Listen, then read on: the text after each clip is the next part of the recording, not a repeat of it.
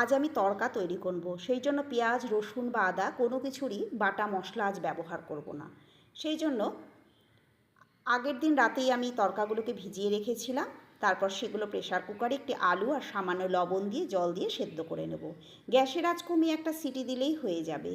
এবার একটি মশলা তৈরি করব, সেই জন্য হাফ চামচ হলুদের গুঁড়ো, 1 চামচ জিরের গুঁড়ো, হাফ চামচ ধনের গুঁড়ো, হাফ চামচ তড়কা মশলা আর কিছুটা কসুরি মেথি জলে গুঁড়ে দেবো। ও হ্যাঁ, যদি তড়কা মশলা না থাকে তো একটু মিট মশলা দিলেও হবে।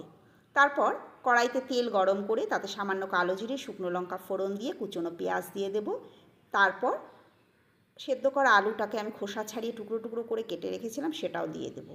তার মধ্যে সামান্য হলুদ আর পরিমাণ মতো লবণ দিয়ে ভাজা ভাজা করে তার মধ্যে কুচনো পেঁয়াজ, কুচনো আদা, কুচনো কাঁচা লঙ্কা, কুচনো টমেটো দিয়ে ভালো করে ভেজে নেব। এবার একটি ফ্যাটানো ডিম এর মধ্যে দিয়ে দেব। ডিমের সঙ্গেও সমস্তটা ভালো করে ভেজে নেব। তারপর এর মধ্যে ওই মিক্সড মশলাটা দিয়ে ভালো করে কষিয়ে নেব। এবার মশলা থেকে তেল বের হলে সামান্য পরিমাণ জল দিয়ে সেদ্ধ করা তড়কাগুলো দিয়ে আবারও কষতে থাকবো। এবার আবারও ভালো করে কষানো হয়ে গেলে এর মধ্যে পরিমাণ মতো গরম জল দিয়ে 5 মিনিটের জন্য ঢেকে দেব। 5 মিনিট পর ঢাকা তুলে কিছুটা কসুরি মেথি হাতে ঘষে তার মধ্যে দিয়ে দেব। তারপরে সবশেষে কিছুটা কুচনো ধনেপাতা দিয়ে দিলেই আমাদের তড়কা একদম তৈরি।